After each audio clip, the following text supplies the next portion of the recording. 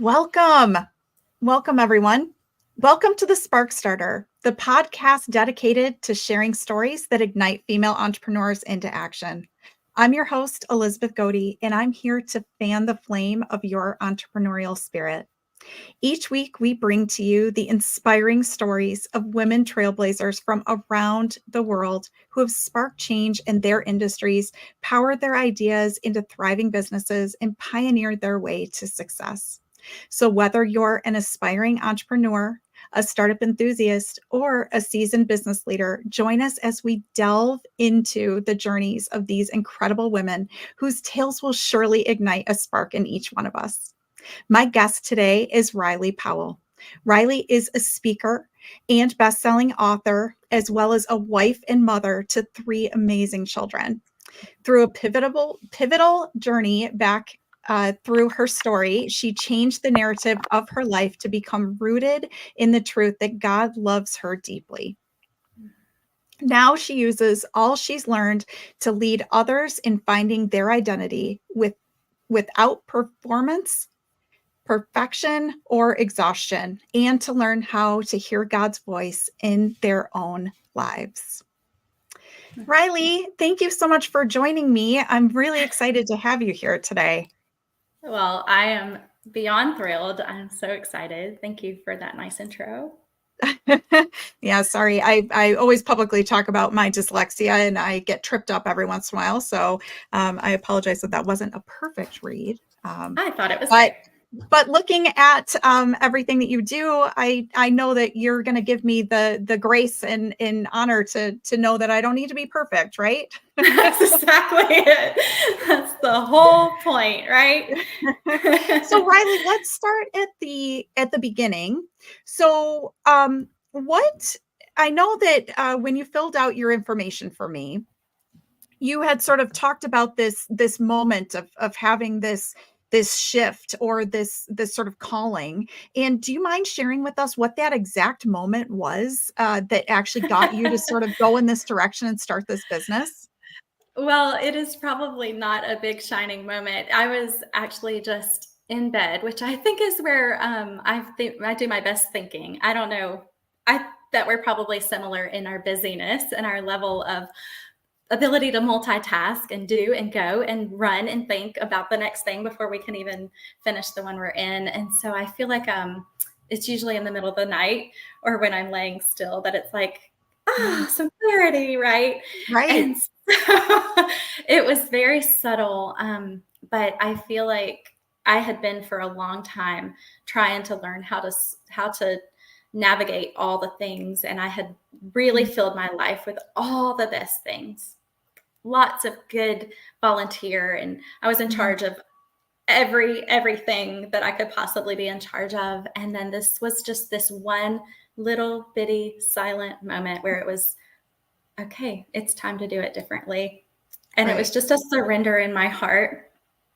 And I thought at that point, so backstory, just quickly, I had always felt called to story. I'd always felt called to teaching and kind of really like perceived life with that through that lens. Like, yes, one day when I'm grown up, I'm gonna tell stories and speak from a stage and teach women and have this group of women who I'm a part of their lives. And then I like lived my life and that just never fell into my lap. You know what I mean?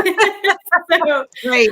life kind of happened and didn't go really the way I thought it was going to. And so I really entered my adult years shrinking myself, shrinking that part of me and trying to put on this performance, even though I wasn't doing it on purpose, this image of I've got it together, I'm happy, I'm doing all the things I'm supposed to do. Those should produce happiness in me.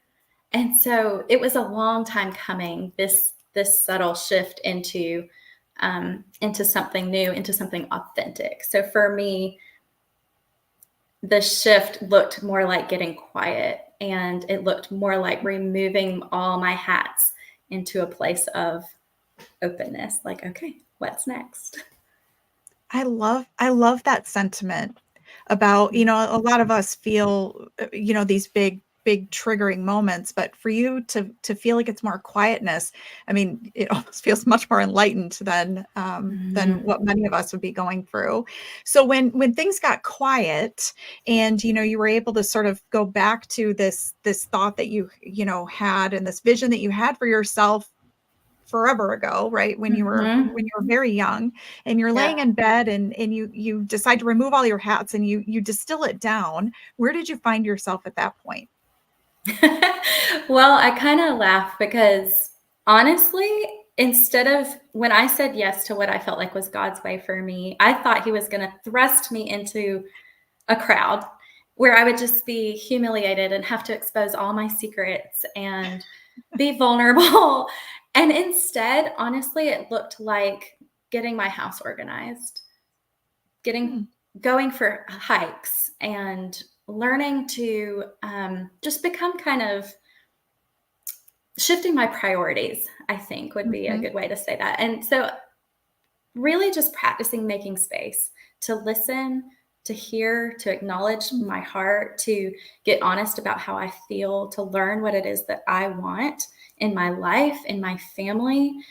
Who am I? Why am I doing this? Am I doing all of these things to meet other people's expectations, or do I want to do them?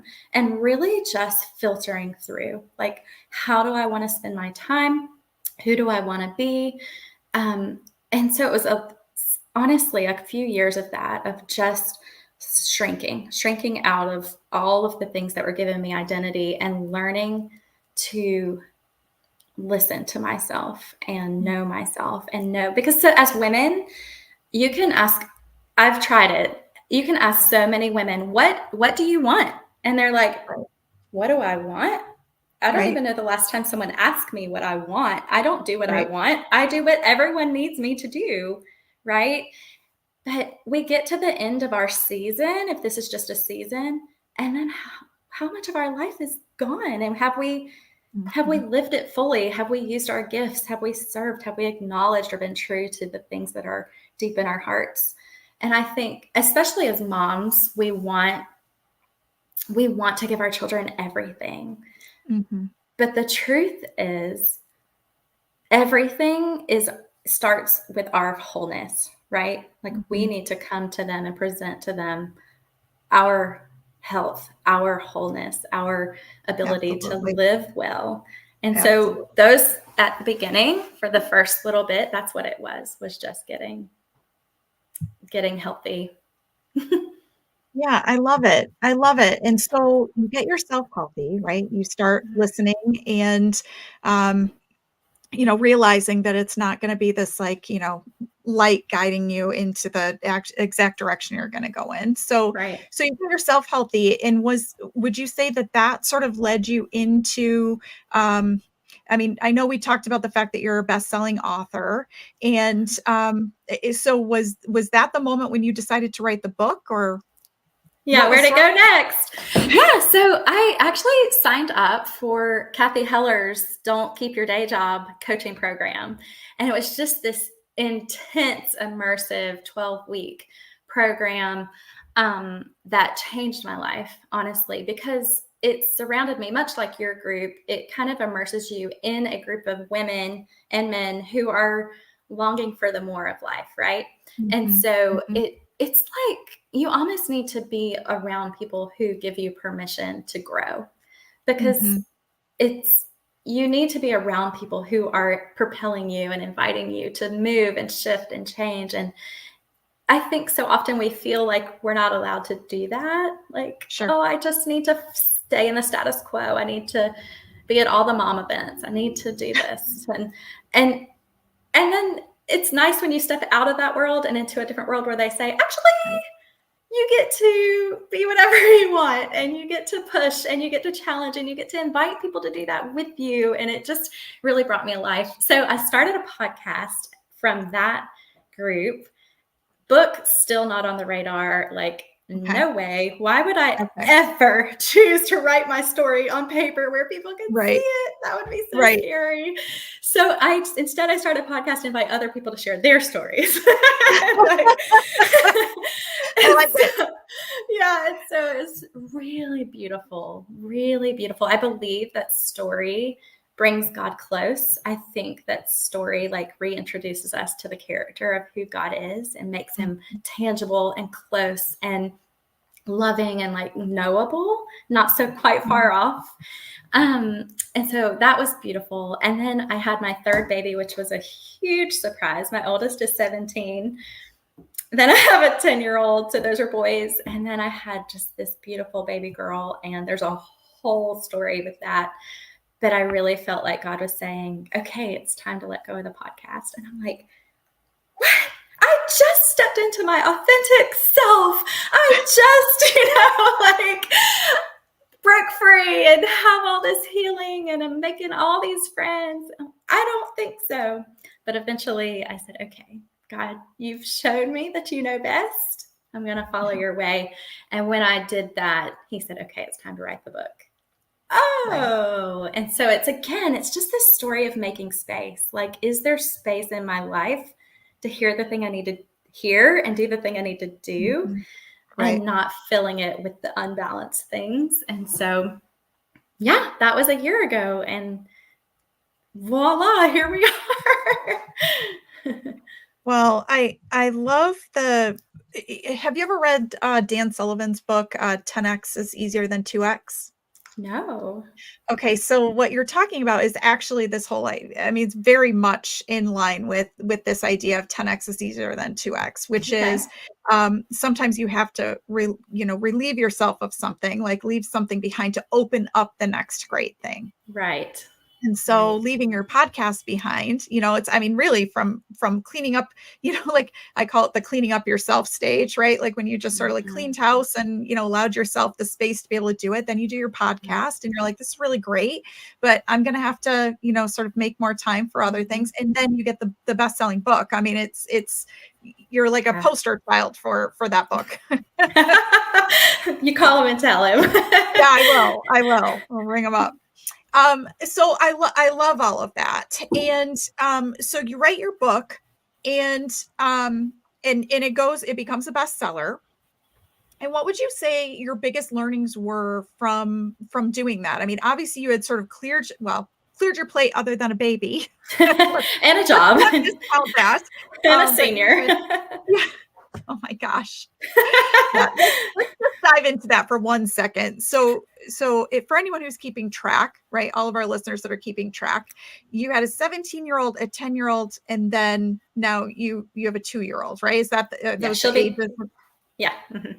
Yeah. And you said that there was a moment, because obviously, I mean, even 10 to 7, that's a 7-year range, but 17 to 2 is 15 years. I mean, that's like 2 generations, right?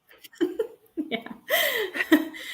Yeah, it's, I don't even have an explanation. It's wild. And I may not have picked my story that way. I probably never planned it. It was not in my scrapbook to have my children this far apart, but this is what I have. And I absolutely love momming. If you ask my kids what my favorite thing is, they say momming. And I'm like, greatest compliment I've ever received. And it's true. I love them so much. And my desire is just to live authentically for them and show them how to pursue passion and live life and enjoy their lives. And so my goal is just to do that to the best of my ability and model that for them. But absolutely, writing a book with a senior in high school and a baby, and then that middle child who I can see where they get their middle child syndrome, is 100% the hardest thing I've ever done. But the neatest thing about that, and I can't not say it, is just that God works in the overflow 100%. If you have a passion in your life for something, somehow there becomes space for it. And I don't even really have like a tangible way of saying like, yes, this is what I did. And this is how I block scheduled. And this is how I made space. Like there's no block scheduling with 3 kids and a job. And right. Like your life is not your own. You are here and there and doing all the things. But somehow when it's time to do the thing and you feel just so connected to it and so passionate about it, and you have this message that you want to give away, there's just an overflow of space and time, and you make it just happens. And it really is one of the most beautiful things that's ever I've gotten to be a part of. Looking back at the past year, I'm like, how did that happen? And I really don't have words, but I'm also just so thankful. And Yeah, it's a neat thing. I was, my husband and I have never been fortunate enough to have children, but I was a nanny was one of the things that I did like right when I got out of college. Actually, I was helping someone who had broken her foot. So I had 3 kids under the age of 5 for 10 weeks. Whoa. And I will tell you, still to this day, and anyone that knows me knows that I like to burn the wick at both ends, and I work very, very hard. I have never been as exhausted as I was having 3 kids to take care of. And so I do want to just sort of note that being an entrepreneur, especially a female entrepreneur, comes with all these extra pieces that we don't always talk about. But the mom piece is a huge one, right? Because usually, in addition to all the responsibilities we have as being CEO or founder of our business, right, we've also got all the other house things that go along with it, mainly being that, predominantly women are the ones who take care of the kids, predominantly, women are the ones that take care of the house and those types of things. And in spite of all of that, or in addition, I should say, instead of in spite, in addition to all of that, we also have that additional piece that makes us want to start something new. And so, you still have yourself. And yeah, I think that that's extremely important to talk about, that it's okay that your kids and your family can still be your first priority, and you can lead them to a life of abundance through your own passions, absolutely. Absolutely. So you had said you went through, the coaching program, that in 12 weeks you figured out how to launch a business in addition to having a business, which, let's just also, for anyone who's keeping count, at this point, I think Riley's got, 3 jobs at this point, maybe 4 if we also count the writing the book. But anyway, so tell me a little bit tell me a little bit about balancing and you're having your own business and also working for someone else. And, the piece we just talked about, the family piece. Balance. Oh, goodness. I don't know. I don't have this magical answer for that. I genuinely believe that if you let go of the things that are not yours to do, and you give fully to the things that are yours, there will be balance. And like you said, you are still working very hard. It doesn't mean that you're not giving your all. It might require late nights and early mornings. You're getting up in the dark and you're getting it done because you want to, right? Like it's so life-giving. There's so much energy in that. Like I am not a morning person, not at all. And yet I'd always wanted to be. And then when I start writing the book, it's like I just wake up early in the night. Like I just want to get up because I want to write this. I want to bring my best for this. And so that is exciting. I think balance comes when you're in alignment and you're doing the things that are yours to do. Exhaustion comes when you're doing something because you're expected to do it, or because someone else has asked you to do it, or because so-and-so's doing it, so I should do it. That will drain you faster than anything. And just to be very vulnerable, even in this season, I am constantly having to check myself because I get on social media and I see so-and-so doing this and that. And I'm like, oh, am I missing out? Should I be doing that? And then I feel heavy hearted and I feel burdened and I feel like I don't know how to do that. And I'm like, wait a minute, that's not easy for me. That's not the load for me. What's my next thing? Like, what is mine to do today? What gives me life today? What gives me one step forward today? And that's all I need to know. And then, and so just learning to stay in my lane and do what's in alignment for me. And I think that's what brings the most balance. One thing I haven't asked you about is, what's the book about? Oh yeah. Yeah. So it's pretty cool. Like I told you, felt called to tell my story, and yet was like, oh no, that's off limits. I'm not telling my story. Thank you very much. And then I decided, okay, I'm ready. I'll do whatever you say, Lord. I want to be authentic. I felt like I was living out of alignment, just to wrap it back into the other. I felt like who I thought of myself as on the inside was not matching who I was on the outside. And so I stripped away all those things that were giving me identity and value and said, okay, let's rewrite this. And so I felt like God was inviting me back through my past. So we literally got in my car, drove. I moved a lot in my life through the military.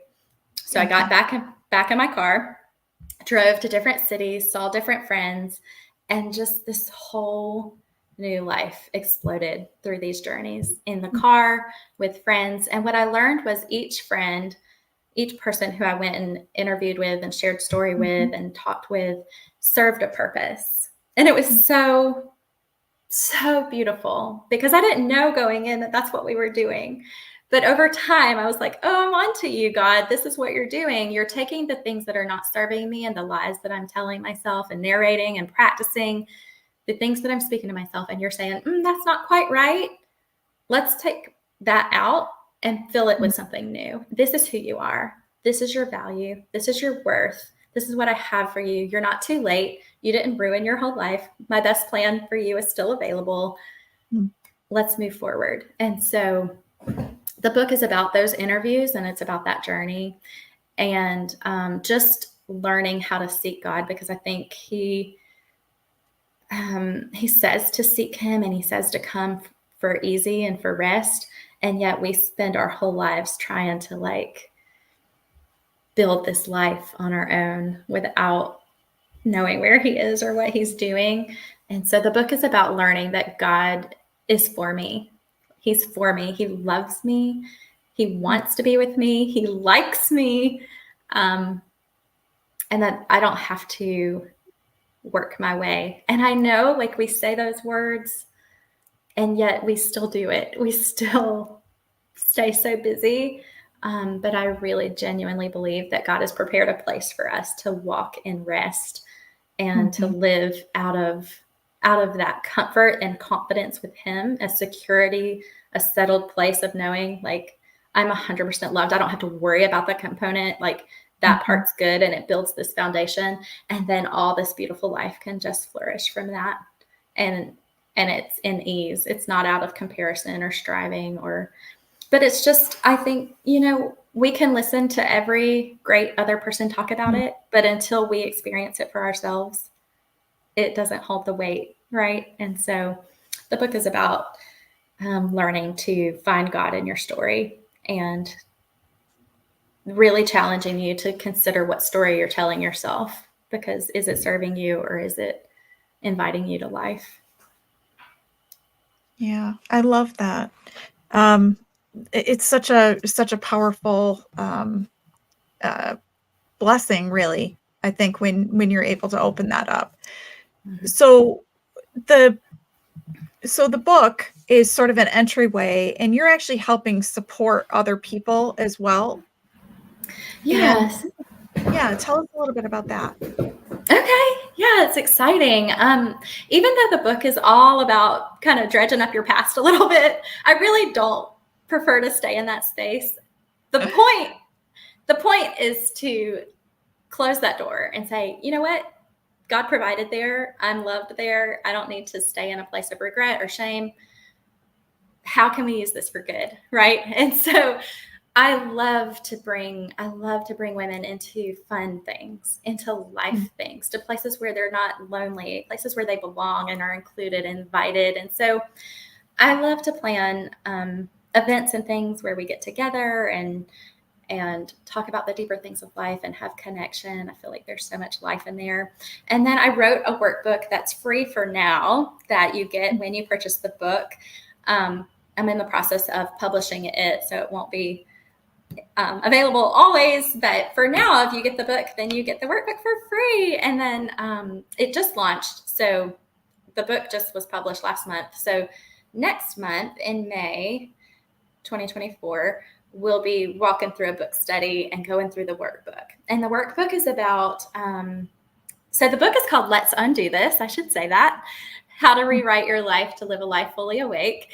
And the workbook is undoing your busyness. So it's just starting with those very tangible, practical things like what's not serving me, what's serving me, where's there space in my schedule to breathe, to listen, to grow, to pursue curious things, and then undoing expectations. So that's kind of self-explanatory, like what am I doing that I'm doing to please others?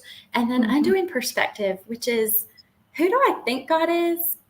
And who is he actually? And how can I get those weeds kind of pulled and cleared out so that I can live with clarity and confidence and peace from a real settled place?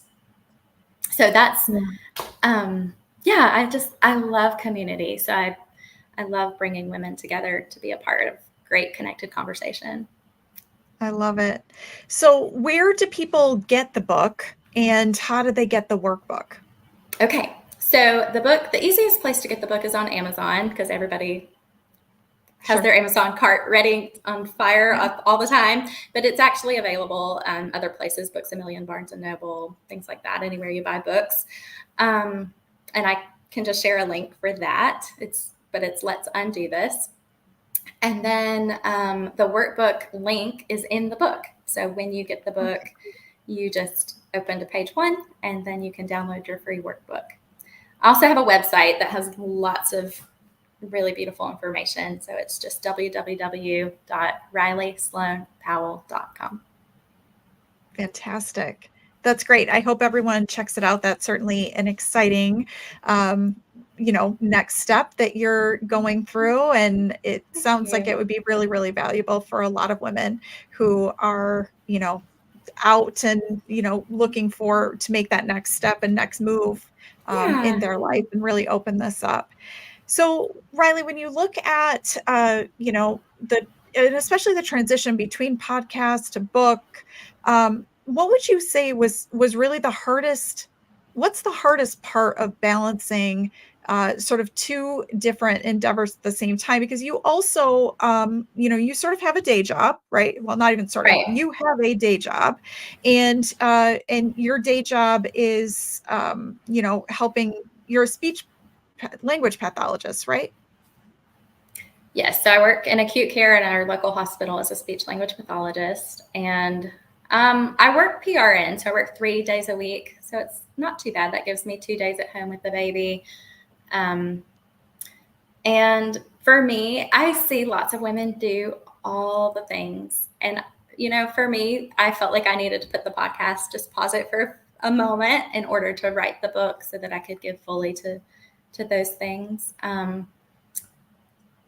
So I don't know. I think it's okay. I mean, if I had to give advice, I'd say it's okay. It's okay to step back and focus on the thing that your heart is really passionate about right now, and then pick back up whatever is next. Don't be afraid to let go of something.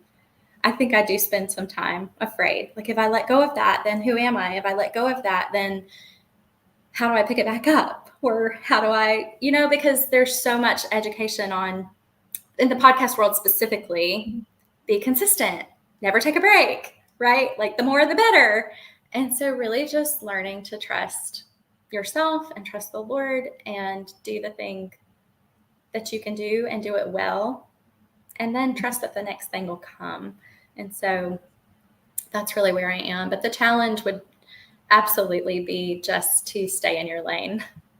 It seems it seems like the harder thing would be to do the hard thing. But I find myself like, I really want to do the hard thing. I'm better at being busy. The harder thing is to hold back and say, that's not mine. This is what I meant to do, and do it well. It's backwards. I think each of us could probably relate to that, though. So I think that that's a really good insight that you put in. What's the thing that you love most about this business that you're building, the Let's Undo This business? Oh, goodness. The best part is connection. It's conversations like this. I get super excited. I just want to do this all day, talk about it, hear from other people. I mean, we did a photo shoot at my house a week or two ago, and someone's like, wow, I just am not sure I could write all my darkest secrets in a book. I can't believe you did that. And it kind of like made me cringe a little bit for a second. Like, maybe I shouldn't have done that. Why did I do that? But then I thought, no, I don't regret that at all. The reason I wrote it is because I want us to connect. I don't want women to be living their lives shrunk in a place where there's a ceiling so low that they don't feel like they can live and enjoy and be and do. And I just feel so strongly like, why do we walk through our lives just numb and through this like automatic thing where we're just checking off boxes all the time, just looking forward to, the weekend or the summer, or I just want to see women like full of life and full of passion and full of connection. So when I get to connect, I'm like, okay, this is why we did this. I love it. I love it. So what would you say has been your biggest surprise in this stage of life that you're in right now, in this, in the book, in, sort of reaching out and being able to consult with women, in this space? What's been the biggest surprise for you?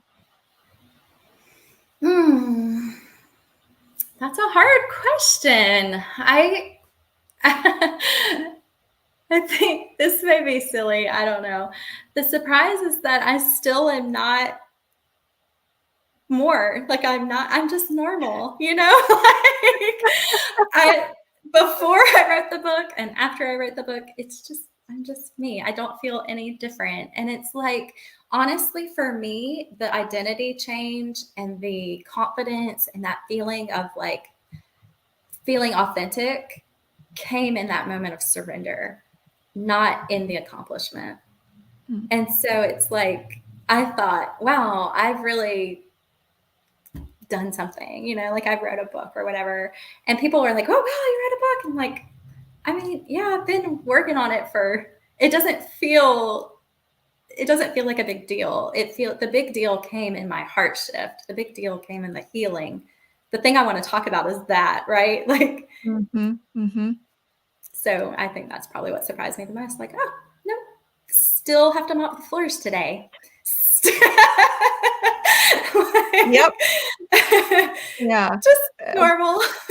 Right. So along that line of thinking, of course, it's just, you're a solopreneur. So you are doing all of this. You're wearing all the hats on your own. What would you say is the thing that you struggle with the most? Like what is that thing that you're like, gosh, if I could just get help with this thing, that would make my life so much easier? 100. Yeah. I long to be a part of a team. I mean, that is my deep, deep, true confession. I don't talk about that very much, but my heart longs to be a part of a team and have a group of women who want the same thing, who want to talk about it and create blog posts and have events and have fun with me. And I feel if I'm just extremely honest, it's a very isolating place, writing a book and trying to come up with Instagram, all that stuff. It's hard work. And I think it would be a lot more fun with others who wanted the same thing. I did I did use someone yesterday and just talk through some stuff about social media posting and things like that. And it really was so much fun to collaborate with her and bring in someone else. And it just delighted my heart so much. So I think I do think it's something that we oftentimes feel, but we're too proud to admit, is how lonely at times. I would say that even when you have a team, right? Even when people work for you, it still can be very isolating when you're at the top, right? When you're the founder, when you're the person you have a different relationship, because then it becomes, sort of, you're the owner, you're the manager, you're the leader, but it's a different relationship that you have than having sort of that community and team there. So I appreciate you sharing those thoughts, Riley, because I think a lot of us don't openly talk about it because we feel like we're supposed to be tough. We feel like we're supposed to have all the answers. And I think that was, I can't wait to read your book, because I feel like the way that you've expressed yourself here today and the vulnerability that you've shared here today, and with the little nuggets that you've given us about your book, I can imagine that there's even more of those shared there. And I'm really excited to check it out. I think I would hope as women, we would share more and more of these things that we do find that are hard, because we're all going through it, right? We all struggle with it. And I appreciate you sharing that with us. So now, a couple more things before we wrap up. You had also put in your unique information that you don't drink coffee. No, and I don't know why. I am sweet tea right here. I'm trying to do half and half, but not today. I don't know. I just can't. And I feel so sad because it's such a beautiful thing and people have so much fun. But I just cannot. It's funny. I don't do caffeine. So I do decaf coffee because I actually genuinely love the way it tastes. But I would say that I wish that the manufacturers would make more flavored decaf. That's always like the hard thing, is I like hazelnut flavored decaf, or French vanilla, something like that. And it's hard to actually find those. But I thought that was such an interesting fact, because most people are like, coffee or die. Like so when you were like, listen, I've got my kids range in age from 2 to 17, and I don't drink coffee. And I just thought, wow, I'm literally interviewing some form of saint. Oh, good gracious. Far from that. I'm a weirdo. Like, who doesn't drink coffee? I don't know. I love I'm almost embarrassed to tell people. So Riley, two last questions for you. Okay. How do people find you? How do they get a hold of you? I know you had given a website URL before, but is there some way that if somebody wants to reach out to you and talk to you about, the services that you offer, how do they find you? For sure. That would be amazing. And I'm on Instagram, Riley Sloan Powell, and on Facebook, Riley Sloan Powell. The book does have a page on Facebook too, Let's Undo This. So lots of ways to find me. But that website would get me there too. So I would love to hear from someone. Excellent.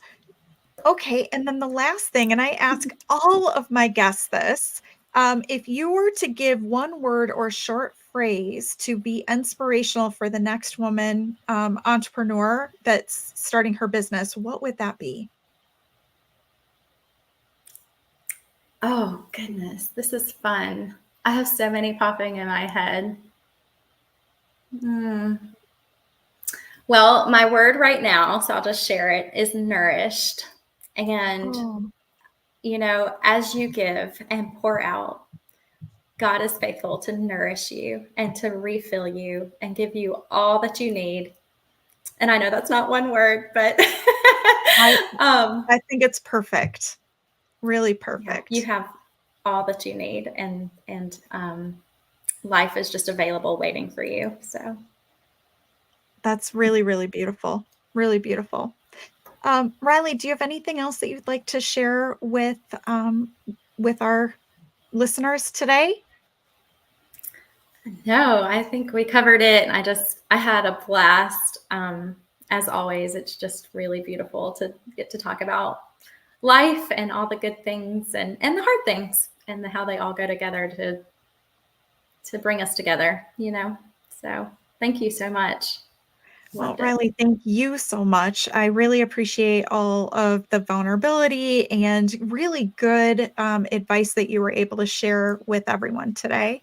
And thank you to all of our listeners who joined us today on the Spark Starter podcast. It's been a pleasure bringing you the uniquely inspiring stories that ignite female entrepreneurs into action. I've been your host, Elizabeth Goede, and on behalf of all of the awe-inspiring women entrepreneurs out there, I encourage you to not only dream big, but to ignite those dreams into action. Remember, every spark can lead to an extraordinary fire. So keep the spark alive for today, tomorrow, and the vibrant future beyond. Don't forget to subscribe to our podcast to never miss a spark. Until next time, stay ignited. And I see that we have some people watching live with us today. And I just wanted to, as always, give the opportunity if anybody has any specific questions for Riley that we did not address today. I wanted to give the chance for you to drop those as a comment, and we'll have Riley address those before we close off for today. And there's sometimes a little bit of a delay, Riley, so I'm just going to give them like a minute or so. Absolutely. I will wait patiently. In the meantime, when while we wait to see if anybody has anything, the nourish word was such a good word. I'm so inspired by the words that people give because it's such a good incitement, I think, into the people that they are. So I'm going to let that one stay with me today because I think that is the perfect word for me today. Oh, I love that. That's awesome. That's awesome. It was good for me too. I'm like, oh yeah, I need to remember that. I love it. All right. Well, I want to thank everybody for joining us today, and we'll catch you on the next one.